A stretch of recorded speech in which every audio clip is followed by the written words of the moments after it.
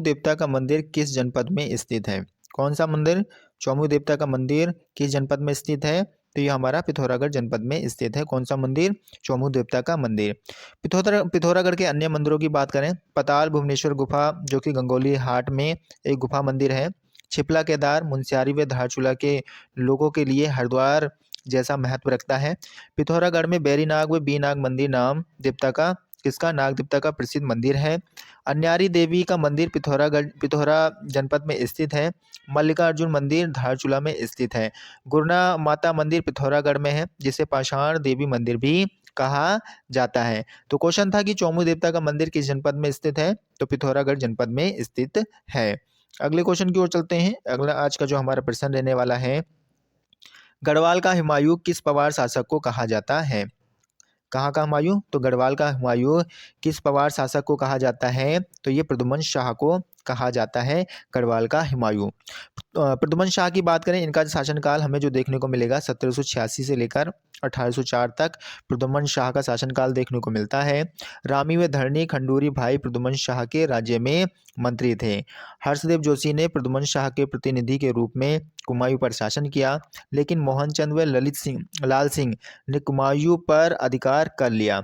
1791 में गढ़वाल पर गोरखों ने आक्रमण किया। लंगूरगढ़ में गोरखाओं को हार का सामना करना पड़ा। प्रद्युमन शाह के भाई प्रेम के कारण गोरखों के साथ युद्ध में शहीद हो गए। अतः हम कह सकते हैं कि प्रद्युमन शाह गढ़वाल का हुमायूं था। 14 मई 1804 को खुड़बुड़ा के मैदान में प्रद्युमन शाह वीरगति को प्राप्त हो जाते हैं। तो गढ़वाल का हुमायूं किसे कहा जाता है? तो प्रद्युमन शाह को गढ़वाल का हुमायूं कहा जाता है। अगले क्वेश्चन की ओर चलेंगे। अगला जो हमारा क्वेश्चन है, रस्किन बॉन्ड को साहित्य अकादमी पुरस्कार कब दिया गया था? तो रस्किन बॉन्ड को जो साहित्य अकादमी पुरस्कार मिलता है वो 1992 में दिया गया था। रस्किन बॉन्ड का जन्म हिमाचल प्रदेश में हुआ, लेकिन ये मसूरी में अधिकतर रहे थे। ये देश के सबसे बड़े बाल साहित्य थे। इनकी पहली पुस्तक रूम ऑन द रूफ जो कि कब 1955 में प्रकाशित हुई थी। 1992 में इनको साहित्य अकादमी पुरस्कार से सम्मानित किया गया और 2014 में रस्किन बॉन्ड को पद्म भूषण पुरस्कार मिला था। तो क्वेश्चन था कि रस्किन बॉन्ड को साहित्य अकादमी पुरस्कार कब दिया गया? तो 1992 में दिया गया था। अगले क्वेश्चन की ओर चलते हैं। अगला जो आज का क्वेश्चन हमारा रहने वाला है, सर्वप्रथम सर्वप्रथम किस टिहरी नरेश के द्वारा रियासत में पुलिस विभाग की स्थापना की गई थी? तो जो ये पुलिस विभाग की स्थापना करते हैं वो प्रताप शाह के द्वारा स्थापना की गई थी। प्रताप शाह की बात करें तो इनका जन्म 1871 से और इनका शासनकाल हमें कब देखने को मिलता है? 1871 से 1886 तक प्रताप शाह का शासनकाल देखने को मिलता है। प्रताप शाह ने 1877 में प्रतापनगर नामक नगर की नींव रखी जो जलकूर नदी के तट पर था। प्रताप शाह ने टिहरी में अंग्रेजी शिक्षा की नींव रखी। प्रताप शाह ने टिहरी में प्रताप प्रिंटिंग प्रेस भी बनाई थी। प्रताप शाह ने टिहरी में सर्वप्रथम पुलिस विभाग की स्थापना की और 1873 ईस्वी में प्रताप शाह ने भूमि व्यवस्था, जिसे जुला पैमाइश कहते हैं, ऐसी व्यवस्था भी की थी। प्रताप शाह ने राज्य को 22 पट्टियों में विभक्त किया। इनके लिए कारदार की नियुक्ति हुई। प्रताप शाह ने 1883 ईस्वी में एंग्लो वर्नाकुलर मिडिल स्कूल की स्थापना की, जिसका नाम कीर्ति शाह ने प्रताप हाई स्कूल किया था। टिहरी में प्रताप शाह ने न्यायालय भवन का निर्माण किया, जिसे चीफ कोर्ट कहा गया। ठीक है, इसकी स्थापना की। तो टिहरी में प्रताप शाह ने न्यायालय भवन का निर्माण कराया, जिसे चीफ कोर्ट कहा गया। तो क्वेश्चन था कि सर्वप्रथम किस टिहरी नरेश के द्वारा पुलिस विभाग की स्थापना की गई थी? तो प्रताप शाह के द्वारा पुलिस विभाग की स्थापना की गई थी। अगले क्वेश्चन की ओर चलते हैं। अगला क्वेश्चन हमारा है, नंदाखाट शिखर किस जनपद में स्थित है? तो नंदाखाट शिखर जो है चमोली जनपद में स्थित है। अन्य चोटियों की बात करें तो नंदा देवी पश्चिमी की बात करें, जिसकी ऊंचाई कितनी है? तो 78-17 मीटर इसकी ऊंचाई है और ये चमोली जनपद में स्थित है और राज्य का सबसे ऊंचा शिखर है। उसके बाद कामेट शिखर आ जाता है, जिसकी ऊंचाई 77-56 मीटर है, जो कि चमोली में है और दूसरा सर्वोच्च शिखर है। तीसरा सर्वोच्च शिखर जो आता है नंदा देवी पूर्वी 74-34 मीटर जिसकी ऊंचाई है और चमोली पिथौरागढ़ जनपद में ये हमें देखने को मिलता है। फिर माड़ा 72-72 मीटर जो कि चमोली में है। फिर बद्रीनाथ 71-40 चमोली में जिस स्थित है। त्रिशूल शिखर की जो ऊंचाई है वो 71-20 मीटर है, चमोली में स्थित है। सतोपन शिखर की बात करें 70-84 मीटर इसकी ऊंचाई है, चमोली जनपद में स्थित है। केदारनाथ शिखर की बात करें 69-68 मीटर ये केदारनाथ की ऊंचाई है और जो कि चमोली और उत्तरकाशी जनपद में स्थित है। पंचचूली शिखर की बात करें 6904 मीटर जिसकी ऊंचाई है और ये पिथौरागढ़ जनपद में स्थित है। उसके बाद गंगोत्री शिखर की बात करें जो कि 66-72 मीटर जिसकी ऊंचाई है और ये उत्तरकाशी जनपद में स्थित है। तो ये कुछ शिखर से संबंधित आंकड़े थे जिन पर हमने चर्चा किया। नंदाघाट शिखर किस जनपद में स्थित है, तो चमोली जनपद में स्थित है, जिसकी ऊंचाई कितनी है, तो 66-74 मीटर ऊंचाई है किसकी, नंदाघाट शिखर की ऊंचाई है। अगले क्वेश्चन की ओर चलते हैं। अगला जो क्वेश्चन हमारा है, हिलमैन पत्रिका का संपादन किनके द्वारा किया गया था, किस पत्रिका का, तो हिलमैन जो पत्रिका है इसका संपादन किनके द्वारा किया गया, तो इसका संपादन जो किया जाता है पीताम्बर दत्त बड़तवाल जी के द्वारा किया जाता है। पीताम्बर दत्त बड़तवाल की बात करें तो इनका जन्म 1901 में और कहाँ पर हुआ, पौड़ी में, पौड़ी गढ़वाल में इनका जन्म होता है। हिंदी विषय से डॉक्टरेट करने वाले पहले व्यक्ति थे। इनका शोध ग्रंथ का विषय दी निर्गुण स्कूल ऑफ हिंदी पोइट्री था, हिंदी पोइट्री था। बाल्यकाल में अंबर नाम से ये कविताएं लिखते थे। इनकी रचनाएं जैसे कि गद सौरभ, गोरखवाणी, रैदास की सखी, कबीर की सखी, रूपक रहस्य, कबीर ग्रंथावली, याद इनकी क्या है, इनकी रचनाएं हैं। तो हिलमैन पत्रिका का संपादन किनके द्वारा किया गया, तो पीताम्बर दत्त बड़तवाल के द्वारा हिलमैन पत्रिका का संपादन किया गया है। अगले क्वेश्चन की ओर चलते हैं। अगला क्वेश्चन हमारा है, नैनीताल में झंडा सत्याग्रह का नेतृत्व किस व्यक्ति ने किया, तो नैनीताल में झंडा सत्याग्रह का नेतृत्व जो करते हैं वो गोविंद बल्लभ पंत जी के द्वारा किया जाता है। ठीक है, किनके द्वारा, गोविंद बल्लभ पंत जी के द्वारा किया जाता है। गोविंद बल्लभ पंत की बात करें तो इनका जो जन्म होता है 10 सितंबर 1887 को अल्मोड़ा के खूंट में इनका जन्म हुआ। 1946 में ये उत्तर प्रदेश के पहले मुख्यमंत्री बने और भारत रत्न इनको 1957 में मिला, भारत का रत्न मिला 1957 में इनको मिला। और प्रेम सभा की स्थापना 1914 में इन्होंने की, हैप्पी क्लब की स्थापना 1903 में और इनकी मृत्यु 1961 में हो जाती है। झंडा सत्याग्रह कब हुआ, तो 1930 में झंडा सत्याग्रह हुआ था। तो इसका नेतृत्व कौन करते हैं, तो गोविंद बल्लभ पंत जी के द्वारा इसका नेतृत्व किया जाता है। ठीक है, अगले क्वेश्चन की ओर चलते हैं। अगला जो आज का हमारा क्वेश्चन है, कुमायूं परिषद के अंतिम अधिवेशन के अध्यक्ष कौन थे, कुमायूं परिषद के अंतिम अधिवेशन के अध्यक्ष कौन थे, तो इसके जो अंतिम अधिवेशन हुआ इसके अध्यक्ष मुकुंदी लाल थे। किसके, कुमायूं परिषद के अंतिम अधिवेशन के अध्यक्ष मुकुंदी लाल थे। अगले क्वेश्चन की ओर चलते हैं। अगला क्वेश्चन है, पद्म बहादुर मल कौन, पद्म बहादुर मल का संबंध निम्न में से किस खेल से है, तो पद्म बहादुर मल का जो संबंध है मुक्केबाजी खेल से इनका संबंध है। अगले क्वेश्चन की ओर चलते हैं। अगला जो क्वेश्चन है, विशेष एकीकृत औद्योगिक प्रोत्साहन नीति 2008 के तहत, विशेष एकीकृत औद्योगिक प्रोत्साहन नीति 2008 के तहत अल्मोड़ा जनपद को किस श्रेणी में रखा गया है, तो अल्मोड़ा जनपद को जो रखा गया है वो बी श्रेणी में रखा गया है। विशेष एकीकृत औद्योगिक प्रोत्साहन नीति 2008 के तहत अल्मोड़ा जनपद को बी श्रेणी में रखा गया है। अगले क्वेश्चन की ओर चलते हैं। अगला क्वेश्चन है, ब्रिटिश महिला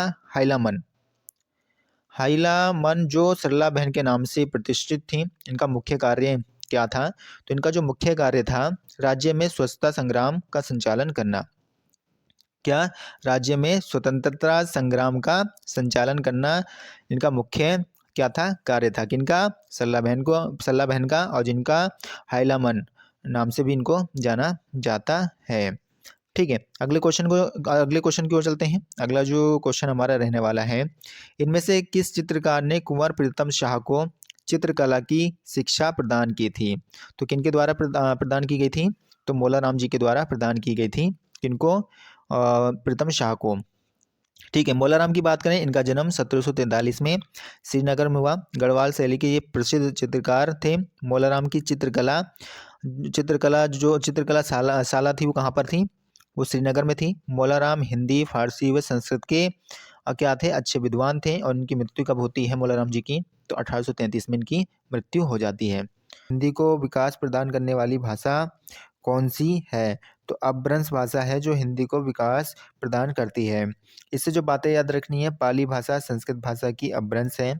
देवनागरी लिपि का सर्वप्रथम प्रयोग हमें जय भट्ट के शिलालेख में मिलता है संस्कृत आर्य भाषा परिवार की भाषा है।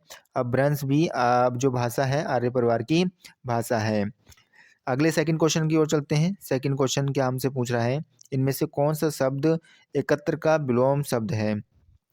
किसका विलोम बताना हमें, एकत्र का विलोम बताना है। और एकत्र का विलोम क्या हो जाएगा, विकीर्ण हो जाएगा। और जो विलोम शब्द याद रखने हैं कि मृषण का विलोम क्या होगा, तो मृक्षण का जो विलोम हो जाएगा वो रुक्ष हो जाएगा। मुख का विलोम क्या होता है, मुख का वचाल विलोम विलोम शब्द होता है। मृदुल का क्या हो जाएगा, मृदुल का कठोर हो जाएगा। और मितव्यय का विलोम शब्द अपव्यय हो जाएगा। मौन का मुखर विलोम हो जाएगा, या मुखरता भी देखने को मिलेगा किसका विलोम, मौन का। महिमा का विलोम क्या हो जाएगा, तो महिमा का लघिमा विलोम हो जाएगा। तो एकत्र का विलोम क्या रहेगा, एकत्र का विलोम जो हमारा हो जाएगा वो विकीर्ण हो जाएगा। अगले क्वेश्चन की ओर चलते हैं। अगला जो आज का हमारा क्वेश्चन है, निम्न में से दंतीय वर्ण कौन सा है। इनमें से हमें बताना है कि दंतीय वर्ण कौन सा है। तो दंतीय वर्ण हमारा स हो जाएगा। दंतीय वर्ण कौन से होते हैं, तय वर्ग इसमें होता है। तय वर्ग के सभी वर्ण जो होते हैं वो हमारे कैसे होते हैं, दंतीय वर्ण होते हैं। इनके अलावा ल और स हमारे कैसे वर्ण हैं, ये तो दंतीय वर्ण है।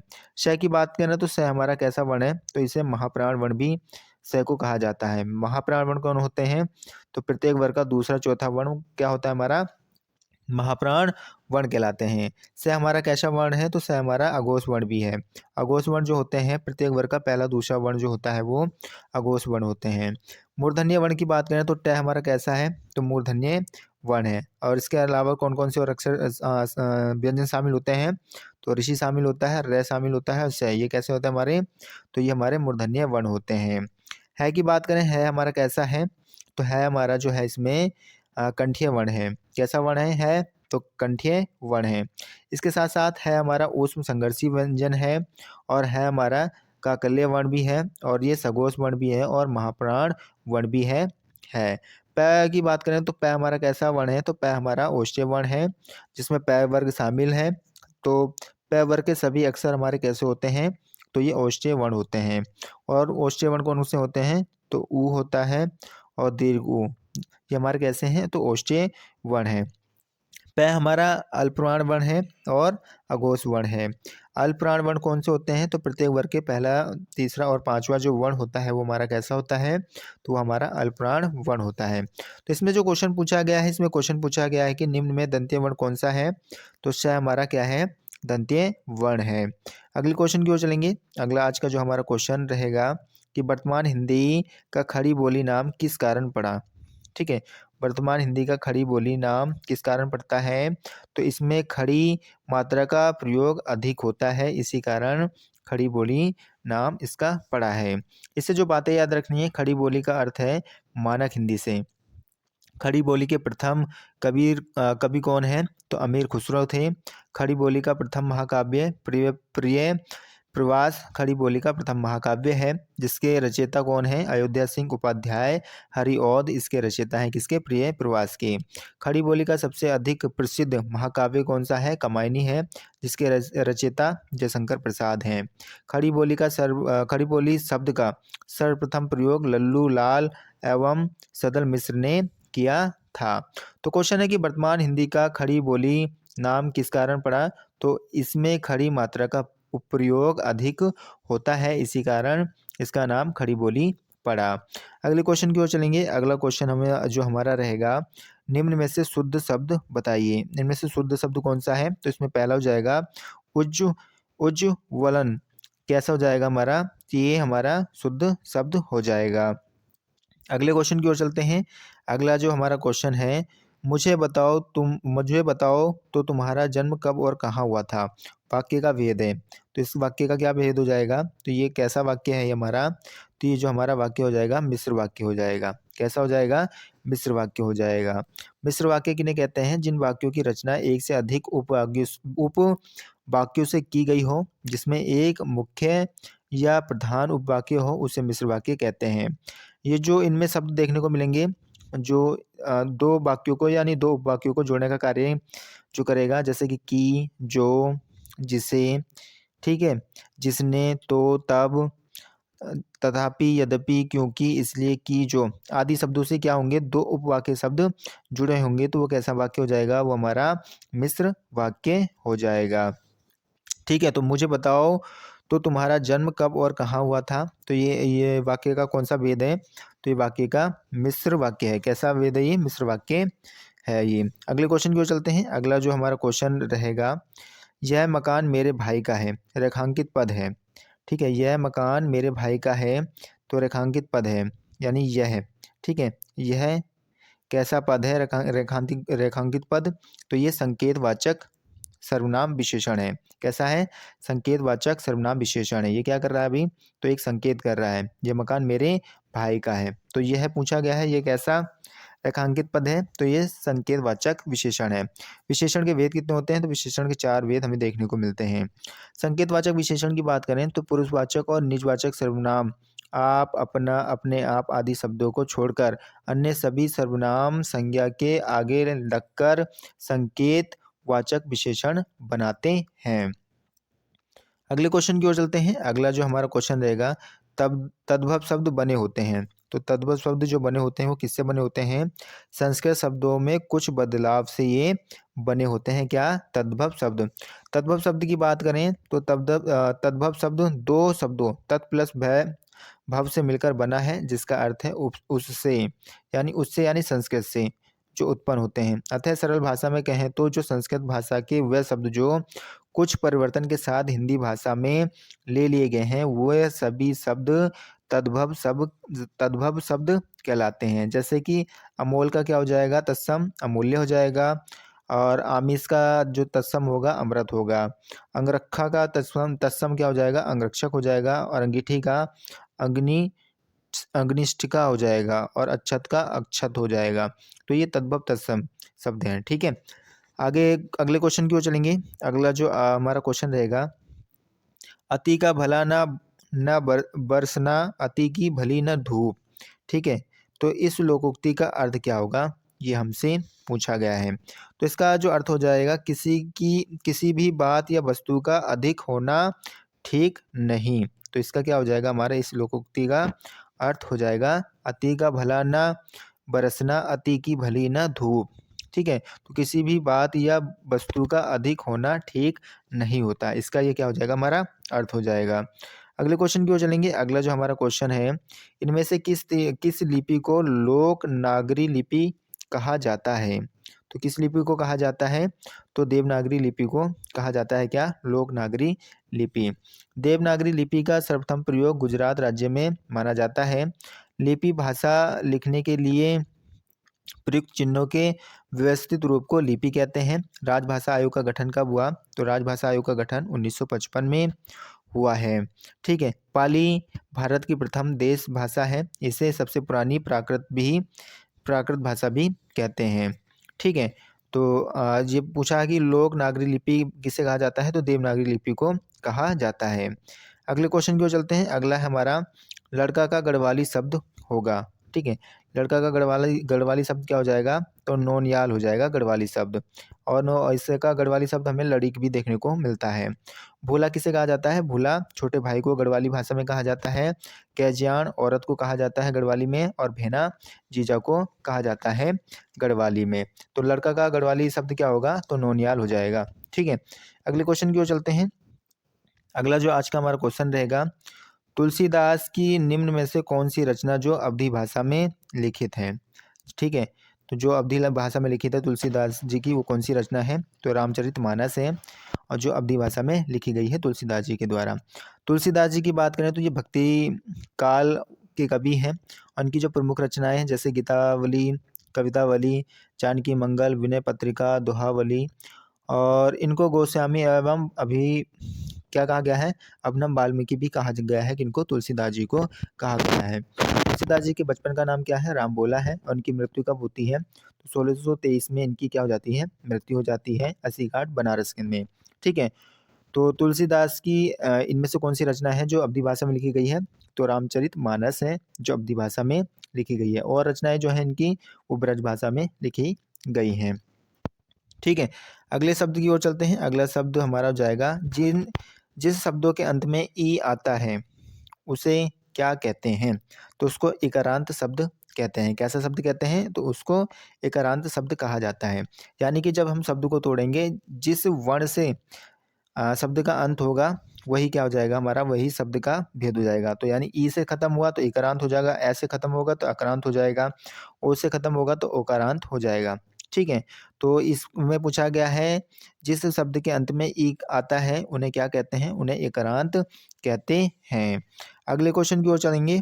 अगला जो आज का हमारा क्वेश्चन रहेगा, दो समानार्थी शब्दों की पुनरुक्ति के बीच में किस विराम चिन्ह का प्रयोग होता है। तो उसमें जो प्रयोग होगा वो योजक चिन्ह का प्रयोग किया जाता है। कोष्टक चिन्ह हमारा कैसा होता है, इस प्रकार से हमारा कोष्टक चिन्ह हमें देखने को मिलेंगे।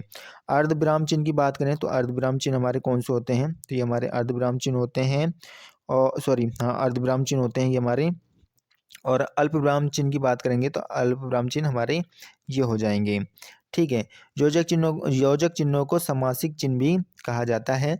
दो विपरीतार्थक शब्दों के बीच में योजक चिन्ह को लगाया जाता है, और दो समानार्थी शब्दों की पुनरुक्ति के बीच में योजक चिन्ह का भी प्रयोग किया जाता है। ठीक है, तो अगले क्वेश्चन की ओर चलेंगे। अगला जो आज का हमारा क्वेश्चन रहेगा, किस रचनाकार को महापंडित की उपाधि दी गई है। तो महापंडित की उपाधि जो दी गई है वो राहुल साक्यान को दिया गया है। राहुल साक्यान की बात करें तो ये घुमक्कड़ कवि और इन्हीं को महापंडित कवि भी कहा जाता है। इनका जन्म 9 अप्रैल, कब, 9 अप्रैल 1893 में इनका जन्म कहाँ हुआ, उत्तर प्रदेश में हुआ। इनकी जीवनियों की बात करें तो महामानव, घुमक्कड़ स्वामी, लेनिन, कार्ल मार्क्स, नए भारत के नेता, अतीत से वर्तमान, इनके क्या हैं, ये इनकी जीवनियाँ हैं। यात्रा साहित्य की बात करें, जापान, लंका, ईरान, किन्नर देश की ओर, ये इनकी क्या है, यात्रा साहित्य हैं। कहानियों की बात करें तो बोलगा से गंगा, सप्तमी के बच्चे, और इनके बचपन का नाम क्या है, तो केदार पांडे इनके बचपन का नाम है। और इनको 36 भाषाओं का ज्ञान था। किनको, राहुल साक्यान को 36 भाषाओं का ज्ञान था। 1958 में साहित्य अकादमी पुरस्कार से इनको सम्मानित किया गया। 1963 में पद्म भूषण से ही सम्मानित हुए। इनको रामोदर स्वामी के नाम से भी जाना जाता है। इनकी मृत्यु जो होती है वो 14 अप्रैल 1963 को इनकी क्या होती है, मृत्यु हो जाती है। तो क्वेश्चन था कि किस रचनाकार को महापंडित की उपाधि दी गई, तो राहुल साक्यान को महापंडित की उपाधि दी गई है। अगले क्वेश्चन की ओर चलेंगे। अगला जो आज का हमारा क्वेश्चन होगा, पयोधी का संधि विच्छेद क्या होगा। तो इसका जो संधि विच्छेद हो जाएगा पय प्लस धी हो जाएगा। ठीक है, और इसमें कौन सी संधि है, तो विसर्ग संधि देखने को मिलेगी। संधि की बात करें, दो शब्दों यानी सम प्लस धी के योग से बना है, जिसका अर्थ है मेल, अर्थात दो वर्णों के मेल से होने वाले विकार या परिवर्तन को ही संधि कहते हैं। जब दो शब्द मिलते हैं तो पहले शब्द का अंतिम वर्ण या तथा दूसरे शब्द का पहला वर्ण आपस में मिलकर जो परिवर्तन करते हैं उन्हीं को क्या कहा जाता है, उन्हीं को संधि कहा जाता है। तो इसमें पूछा गया है पयोधी का संधि विच्छेद क्या होगा, तो पया प्लस दी हो जाएगा। और इसमें कौन सी संधि है, तो इसमें विसर्ग संधि है। अगले क्वेश्चन की ओर चलते हैं। अगला जो हमारा क्वेश्चन है, 1955 में हिम तरंगिणी के लिए साहित्य अकादमी पुरस्कार किस व्यक्ति को दिया गया है या किस व्यक्ति को सम्मानित किया गया है। तो हिम तरंगिणी के लिए जो सम्मानित होते हैं वो माखनलाल चतुर्वेदी होते हैं। कब, 1955 में। ठीक है, माखनलाल चतुर्वेदी की बात करें, इनका जन्म 4 अप्रैल, कब, 4 अप्रैल 1889 को, कहाँ, होशंगाबाद, मध्य प्रदेश में इनका जन्म हुआ। इनके काव्य खंड की बात करें तो समर्पण, हिमकृतनी, युगचरण, हिम तरंगिणी और ध्रुव वलय, इनके क्या है, काव्य खंड हैं। गद खंड की बात करें, साहित्य के देवता, कृष्ण अर्जुन युद्ध, समय के पांव, अमीर इरादे गरीब इरादे, और हिमकृतनी के लिए इन्हें 1943 में देव पुरस्कार दिया गया। और 1963 में भारत सरकार द्वारा पद्म भूषण इनको दिया गया है। 1921-22 में असहयोग आंदोलन के दौरान ये कहाँ गए, जेल गए थे। और 30 जनवरी 1968 को भोपाल मध्य प्रदेश में इनका क्या हो जाता है, निधन हो जाता है। अगले क्वेश्चन की ओर चलते हैं। अगला जो आज का हमारा क्वेश्चन रहेगा कि मनोभाव को प्रकट करने के लिए शब्दों का दोहराव इनमें से किस अलंकार की विशेषता है। तो किस अलंकार की विशेषता है वो, तो विप्सा अलंकार की विशेषता है।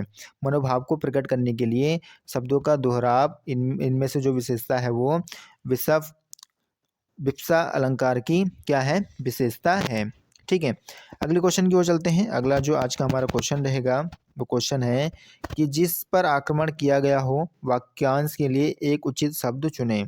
किसके, जिस पर आक्रमण किया गया हो वाक्यांश के लिए एक उचित शब्द चुनें। तो इसका जो हो जाएगा आक्रांत हो जाएगा। क्या हो जाएगा, आक्रांत हो जाएगा।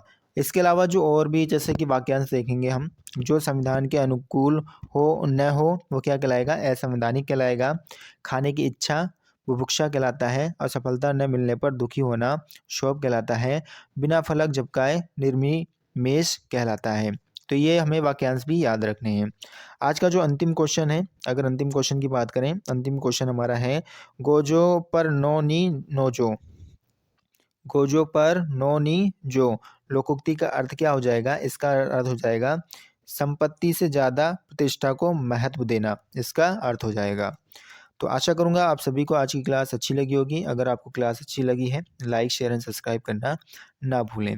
Thank you.